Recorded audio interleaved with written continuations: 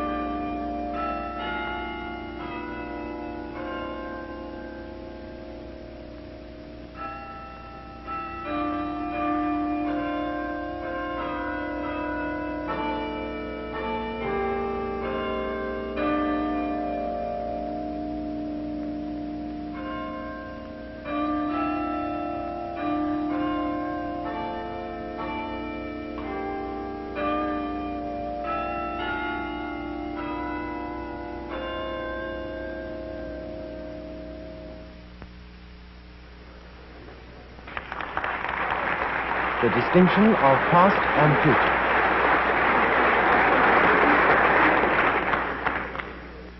Now, it's obvious to everybody that the phenomena of the world are evidently irreversible.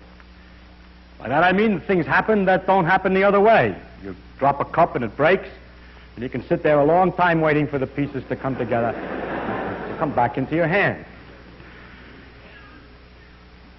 If you watch the waves breaking at the sea, you stand there and wait for the great moment when the foam collects together, rises up out of the sea, and falls back further out from the shore.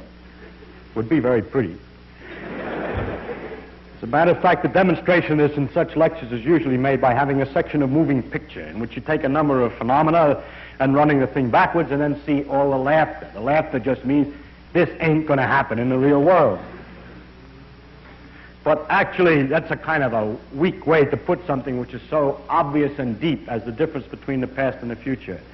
Because even without an experiment, our very experiences inside are completely different for past and future. We remember the past, we don't remember the future. We have a different kind of awareness about what might happen than we have of what most likely has happened. The past and future look completely different psychologically and so forth. And the questions of memory, of apparent freedom of will, in the sense that we feel that we can do something to affect the future, but none of us, or very few of us, believe that there's anything you can do to affect the past. And remorse and regret and hope and so forth are all words which distinguish perfectly obviously the past and the future. Now, if the world of nature is made of atoms, and we too are made of atoms and obey physical laws, there's obvious distinction between what happened, the past and the future, and this obvious irreversibility of all phenomena, you would think would most likely have obviously its interpretation in that some laws, some of the motion laws of the atoms are going one way, that the atom laws are not such that they can go either way, that there's somewhere in the works some kind of a principle that Uxels only make Wuxels and never vice versa, and so the world is turning from Uxley character to Wuxley character all the time. And that this one-way business of the interactions of things is the thing that makes the whole phenomena of the world seem to go one way. And yet we haven't found it yet.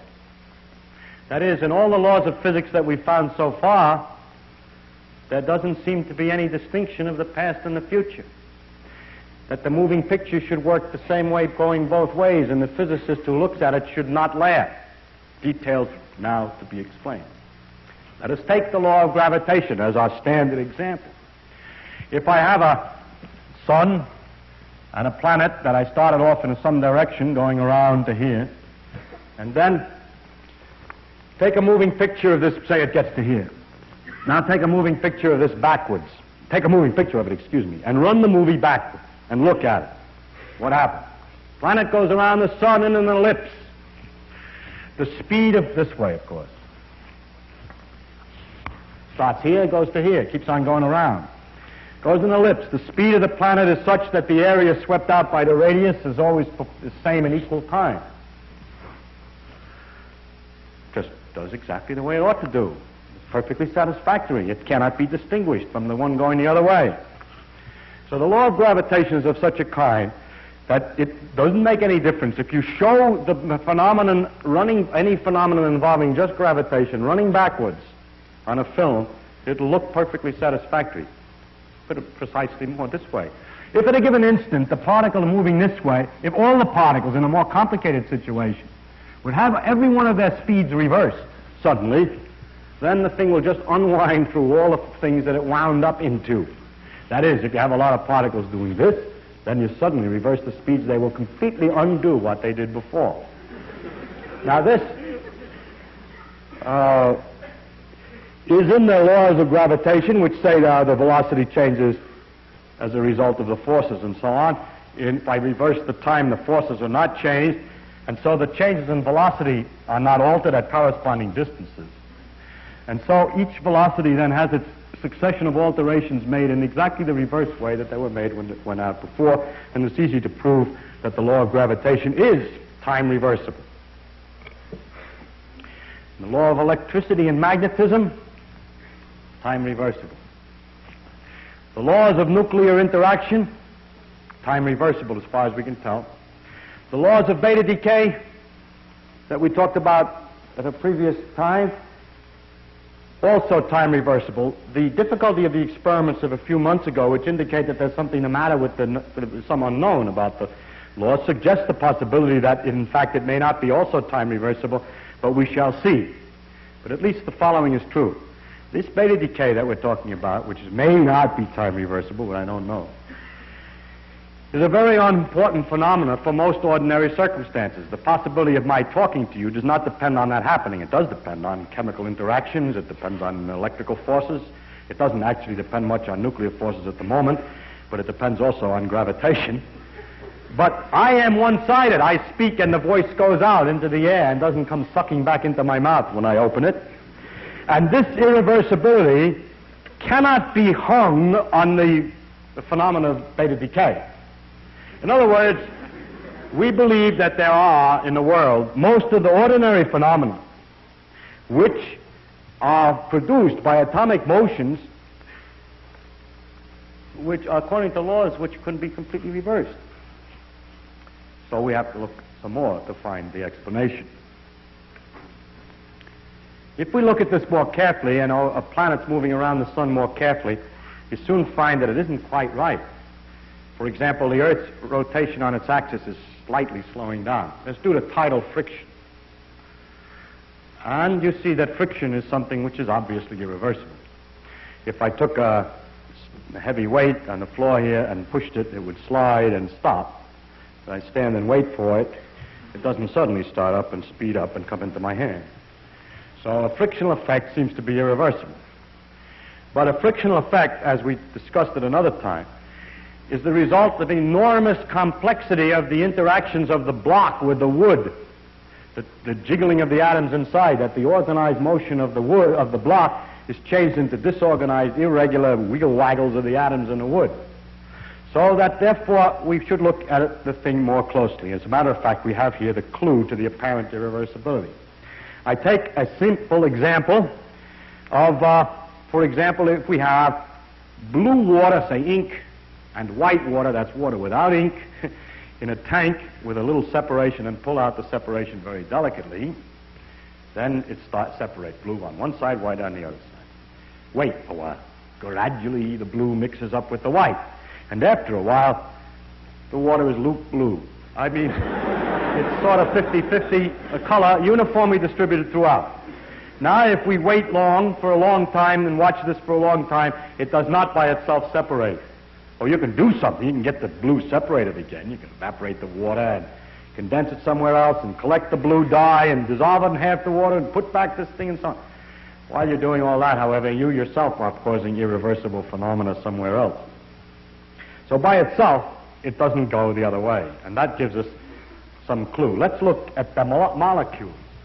Suppose that we took a moving picture of the water, of the blue and the white water mixing.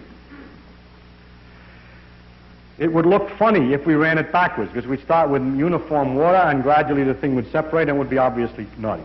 Now we magnify the picture so that every physicist can watch atom by atom to find out what happened irreversibly, where the laws of balance of forward and backward broke down.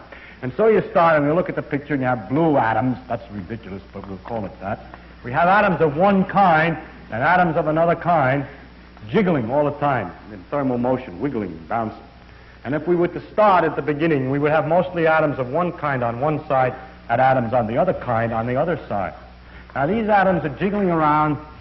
It's too small a box. You need more to get this effect. Billions and billions of these atoms.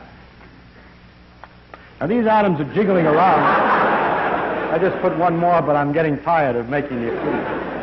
Now these atoms are jiggling around, and if we start all on one side and all on the other, we see, of course, that in their perpetual irregular motions, they'll get mixed up. And that's why it gets to be more or less uniformly blue. But let's watch any one collision. Here's a particular collision selected from that picture. Here's this molecule moving this way and this one moving this way, and they come together, say, in the moving picture, and they bounce off this way.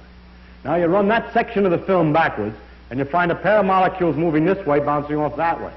And the physicist looks with his keen eye and measures everything and says, that's all right, that's according to the laws of physics.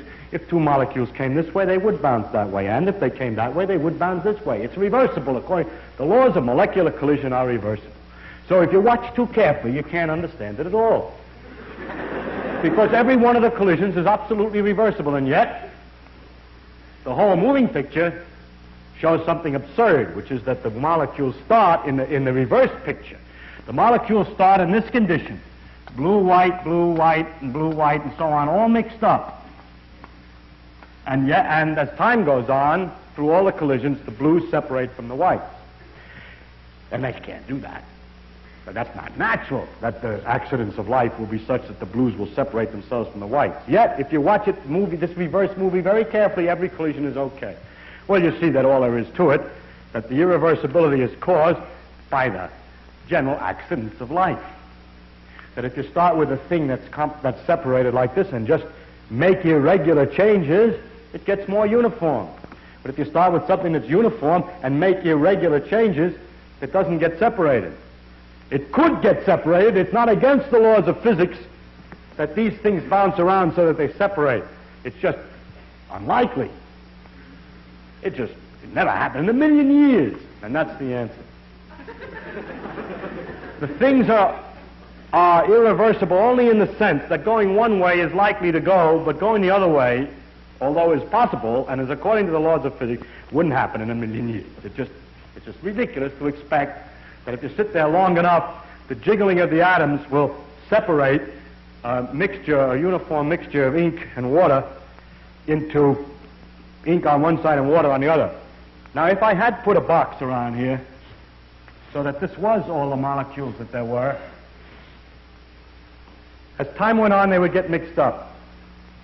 But if you're patient, I think you could believe that in the perpetual irregular collisions of these molecules, after some time, not necessarily a million years, maybe only a year, so you keep watching, accidentally they get back more or less like this. In the sense, at least, they get back far enough to say that if I drew a line through all the whites on one side and all the blues on the other, it's not impossible. However, the actual objects with which we work have not only 4 or 5 blues and whites, but they have 4 or 5 million atoms. And it's just not likely that 4 or 5 million are all going to get separated like this. And so the apparent irreversibility of nature does not come from the irreversibility of the fundamental physical laws. It comes from the characteristic that if we start with an ordered system and have the irregularities of nature bouncing, then the thing goes one way. Therefore, the next question is, how did it get ordered in the first place? That is to say, why is it possible to start with the ordered? You see, the difficulty is that we start with an ordered thing, we don't end with an ordered thing. One of the rules of the world is that the conditions at the beginning, that the thing goes from an ordered condition to a disorder. Incidentally, this word order and disorder is another one of those terms of physics which aren't exactly the same as it is in ordinary life. The order need not be interesting to you, human beings. It's just a question that there's a definite situation. They're all on one side and all on the other, or they're mixed up. And that's the order to disorder. Maybe you like it better mixed up, but that's not more ordered anyhow. Now,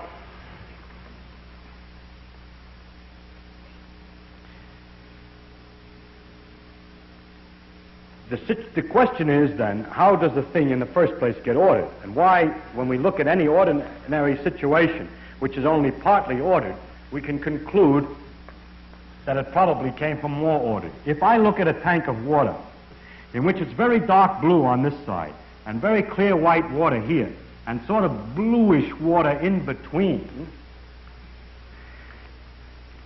and I know that that thing has been left alone for 20, 30 minutes, then I will guess that it got this way because it was bluer before.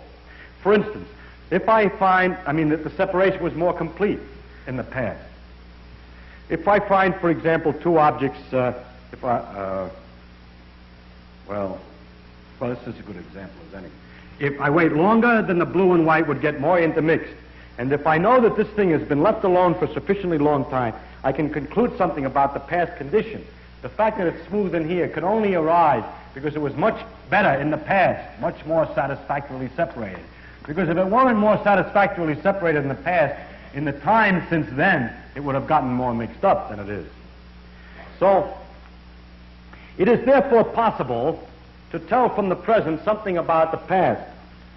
Although physicists are really not do this much. Physicists usually like to think that all you have to do is say, these are the conditions and what happens next. But all our sister sciences have a completely different problem. In fact, all the other things that are studied, history, geology, and astronomical history, all have a problem of this kind. I find they're able to make predictions of a completely different type than a physicist. A physicist says, in this condition, I'll tell you what will happen next. But a geologist will say something like this. I have dug in the ground and I found certain kinds of bones. I predict that if you dig in the ground, you'll find a similar kind of bone. A historian, although he talks about the past, can do it by talking about the future. When he says Napoleon exists, or Napoleon was, or that the French Revolution was in 1783, he means that if you look in another book about the French Revolution, you'll find the same date. 1789, maybe. That's pretty accurate for a physicist to have the third decimal figure. There are three figures there. Now, the thing that he says is that he makes a kind of prediction about something he has never looked at before. Documents that have still to be found. He predicts that the documents, if there's something written about Napoleon, will coincide with what is written in the other documents. And the question is how that's possible. And the only way that that's possible is to suggest that the past of the world was more organized in this sense than the present. Some people have proposed at one time, the physicists only have proposed this, some physicists, that the way it got ordered was this, that the whole universe is just irregular motions like this. And then if you wait long enough with 5 atoms, of course it can get separated accidentally. And all that has happened is that in the world has been going on and going on and going on and going on and going on, and it fluctuated. That's what this is called. When it gets a little bit out of ordinary, it fluctuated, and now we're watching the fluctuation undo itself again. How do we know that isn't the case? You say, well, how long you would have to wait? I know, but if it didn't fluctuate far enough to be able to produce evolution, to be able to produce an intelligent person, we wouldn't have noticed it. So we had to keep waiting until we were alive to notice it. So we have to have at least that big a fluctuation. But this is incorrect, I believe. I think that's a ridiculous theory for the following reason.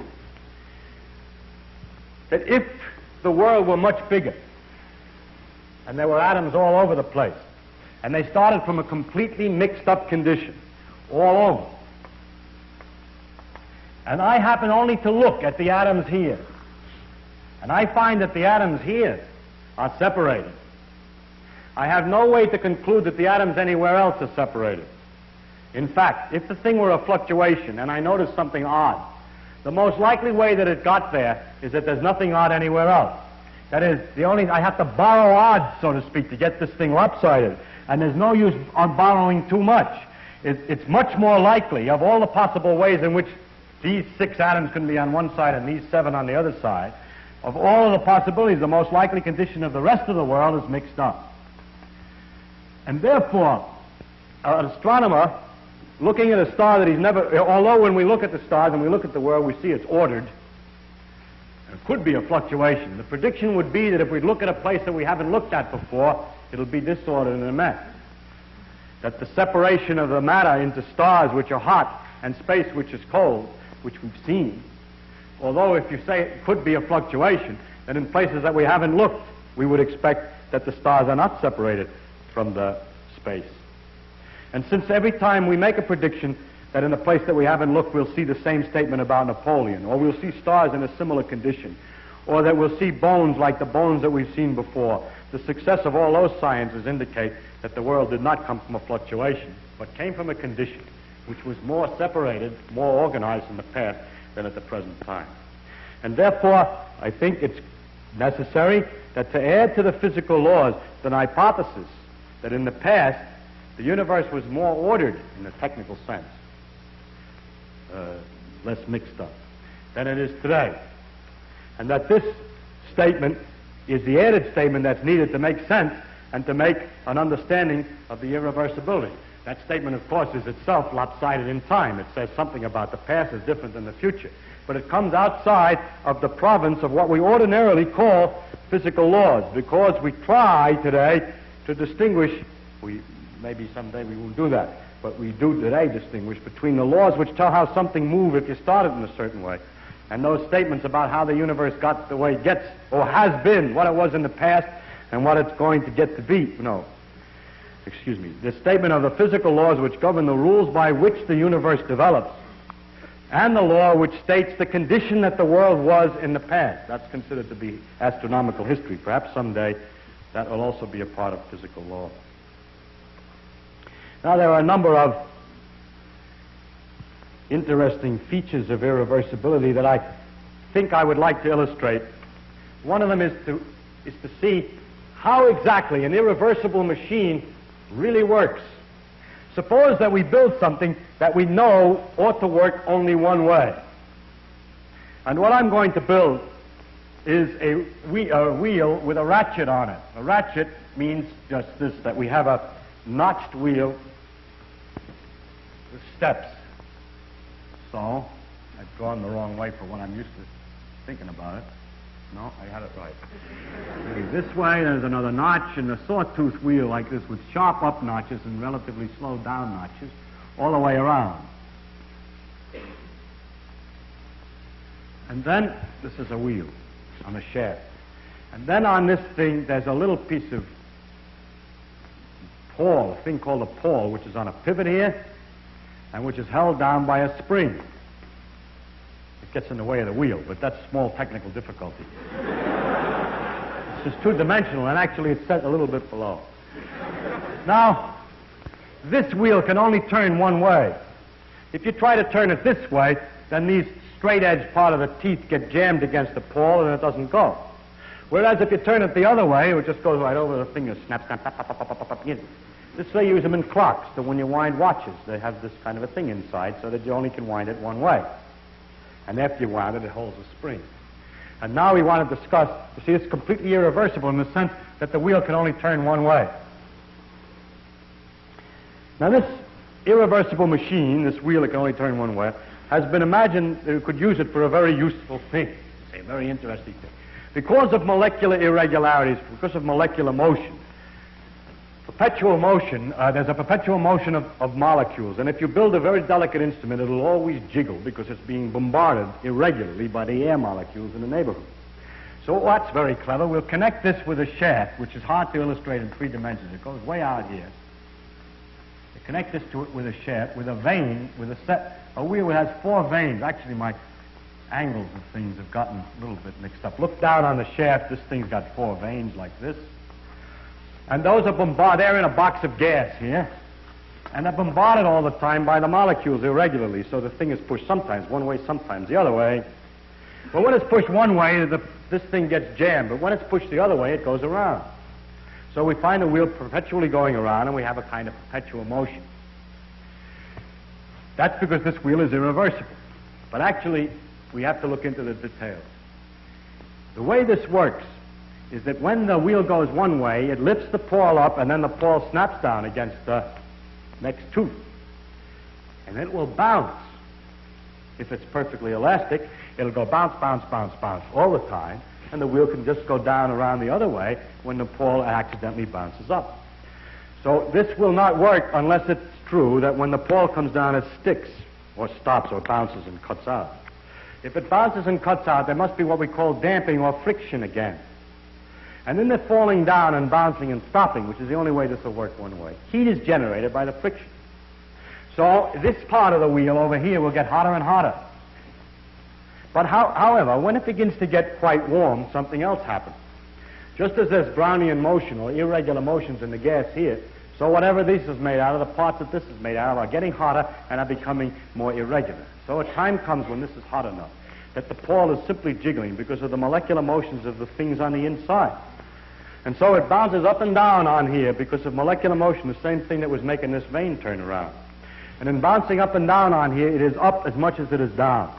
And when it is up as much as it is down, a tooth can go either way. As a matter of fact, the thing will be driven backwards. If this one was hot and this one was cold, the wheel that you thought would go only one way will go the other way. Because in the terrible bouncing up and down of this wheel, every time it comes down on an inclined plane. And so it pushes the wheel this way.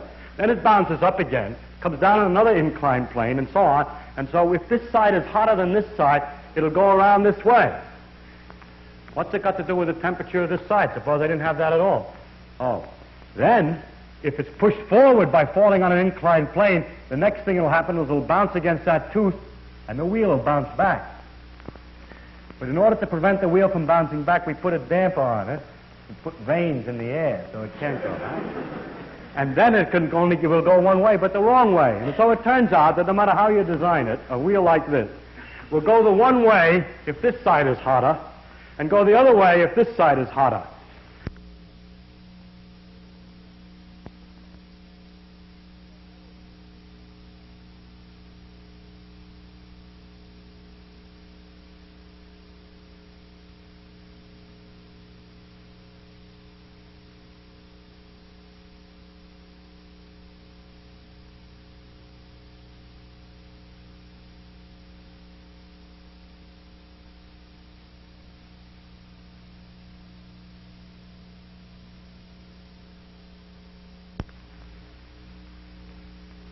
But after there's a heat exchange between the two and everything is calmed down, it will neither go one way or the other.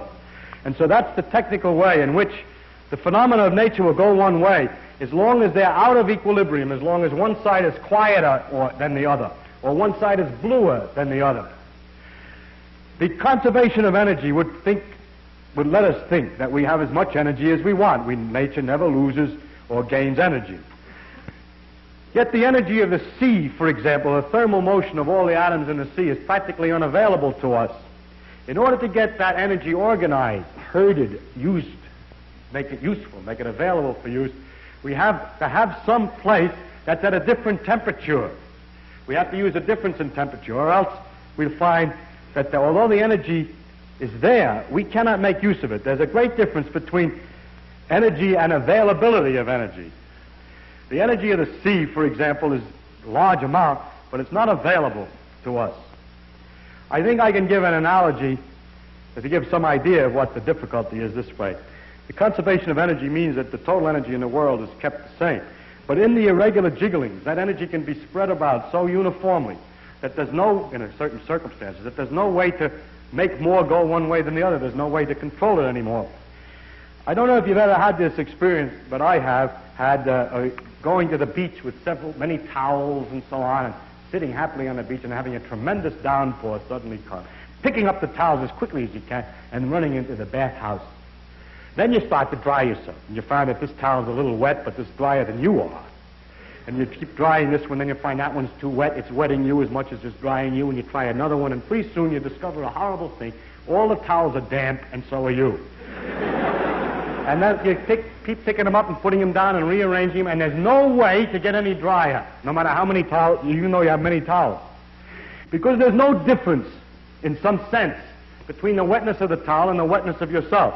I could invent a kind of a quantity which I could call ease of removing water, or, let's call it ease of removing water. The towel has the same ease of removing water from it as you have. And so when you touch the towel to you, as much water comes off of you from the towel to you as it goes from you to the towel. It doesn't mean there's the same amount of water in the towel as there is on you. A big towel will have more water in it than a little towel, but they have the same dampness. So when things get to the same dampness, then there's nothing you can do any longer.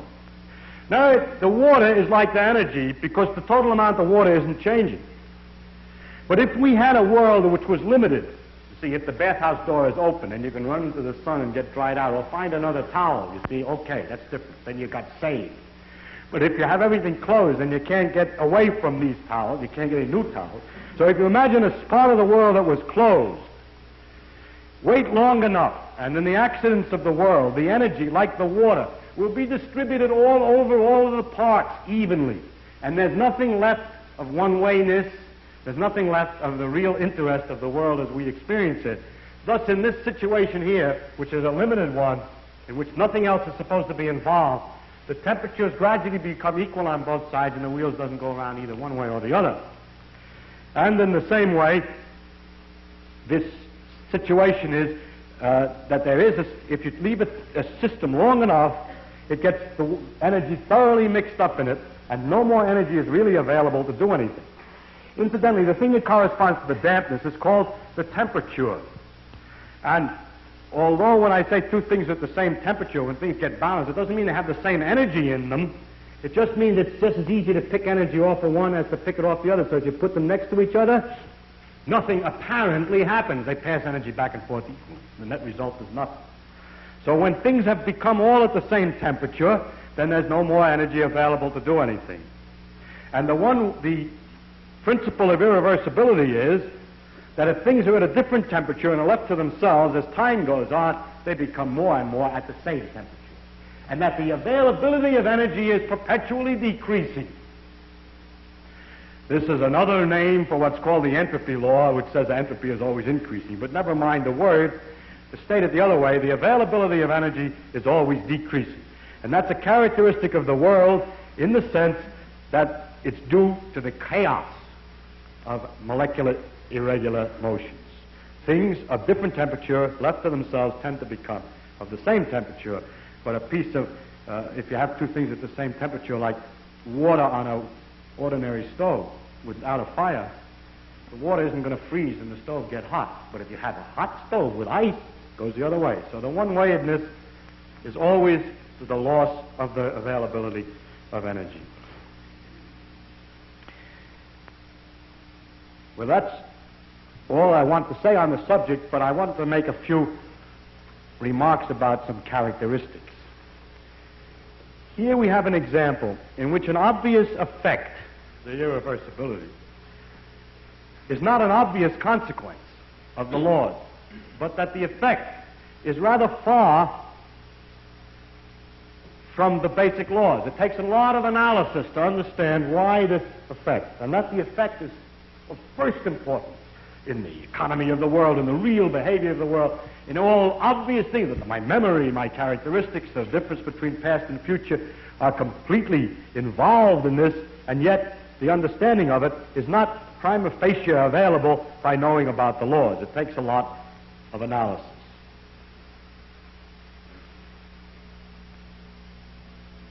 It is often this way, that the laws of physics are different, or the laws of physics do not have a direct relevance, obvious relevance to the experience, but that the laws are abstract from the experience to varying degrees. In this particular case, the fact that the laws are reversible, although the phenomena are not, is an example. There are often great distances between the detail laws, and the main aspects of real phenomena.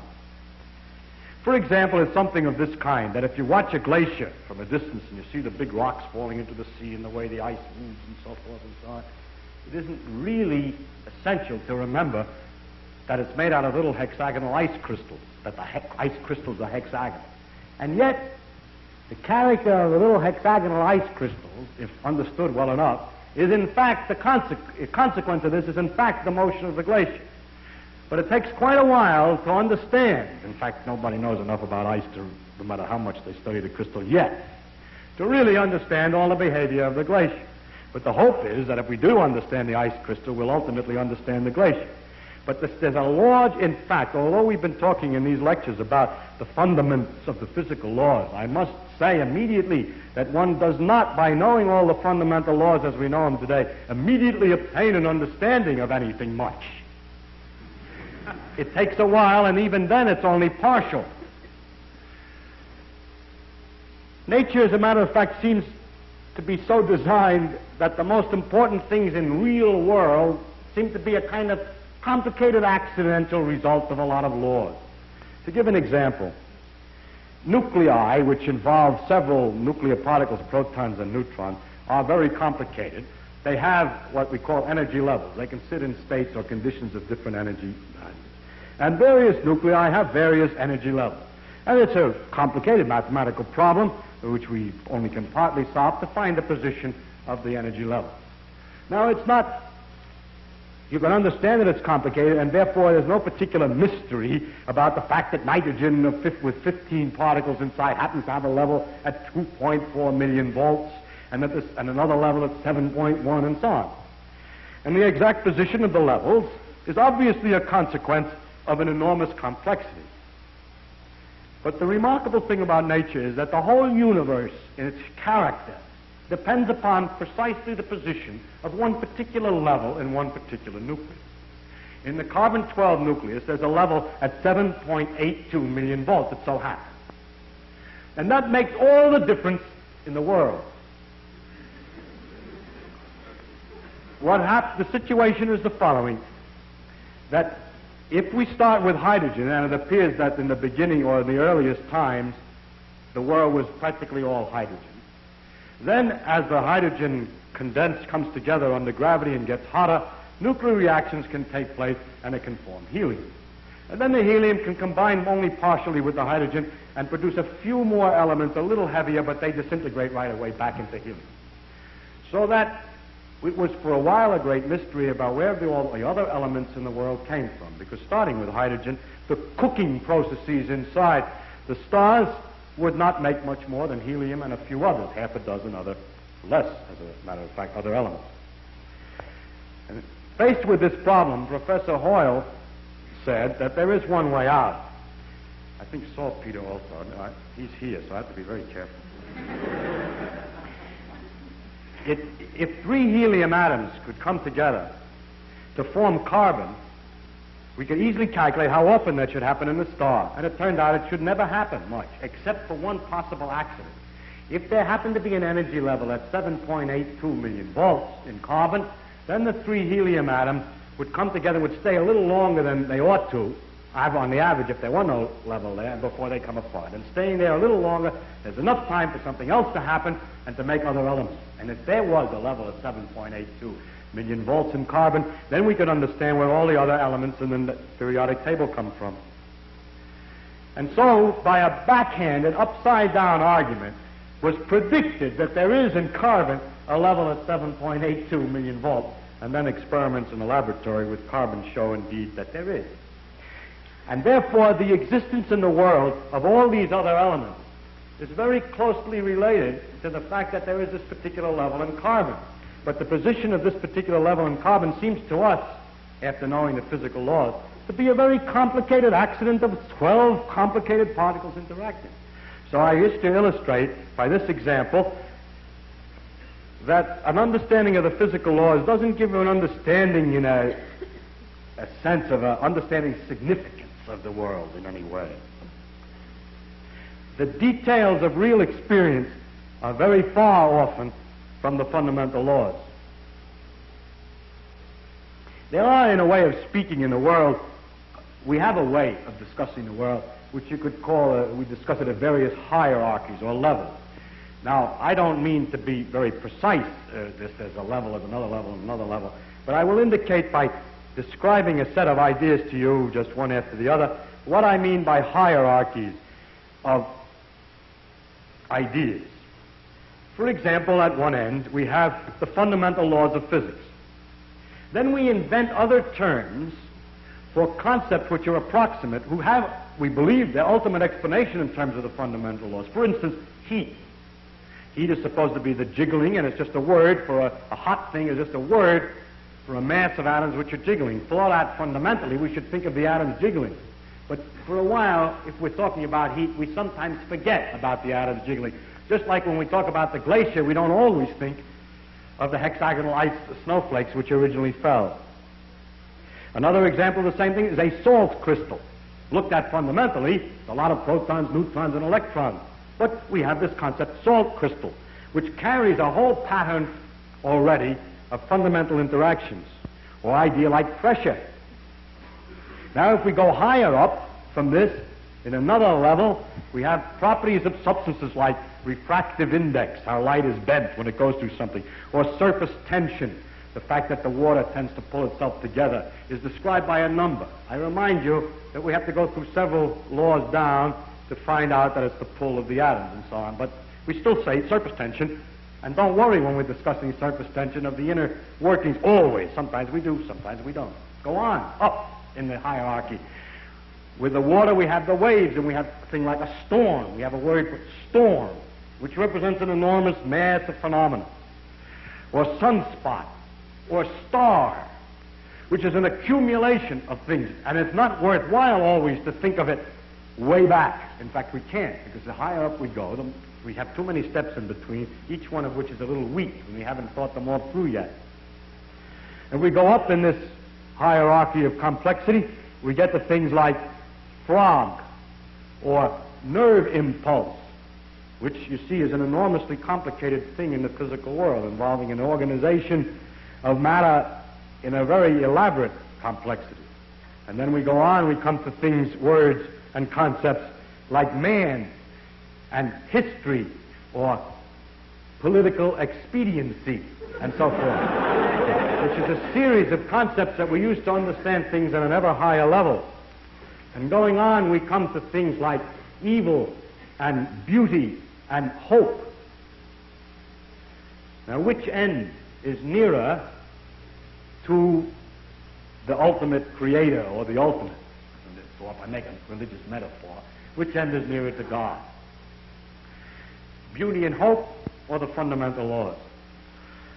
I think that the right way, of course, is to say that the whole structural interconnections of the thing is the thing that we have to look at, and that the sequence of hierarchy, that all the sciences and all the efforts, not just the sciences, but all the efforts of intellectual kind, are to see the connections of the hierarchies, is to connect beauty to history, is to connect history to man's psychology, the man's psychology to the working of the brain to the neural impulse to the chemistry, and so forth, up and down, both ways. And today we cannot, and there's no use making believe we can, draw carefully a line all the way from one end of this thing to the other. In fact, we've just begun to see that there is this relative hierarchy. And so I don't think either end is nearer to God's. And if to stand at either end and to walk out off the end of the pier only, hoping out in that direction is the complete understanding, is a mistake. And to stand with evil and beauty and hope, or to stand with the fundamental laws, hoping that way to get a deep understanding of the whole world, with that aspect alone, is a mistake. And it is not sensible either for the ones who specialize at one end and the ones who specialize at the other end to have such disregard for each other. They don't, actually, but the people say they do. But that actually the great mass of workers in between, connecting one step to another, are improving all the time our understanding of the world, both from working at the end and working in the middle. And in that way, we are gradually understanding this connection, this tremendous world of interconnecting hierarchies. Thank you.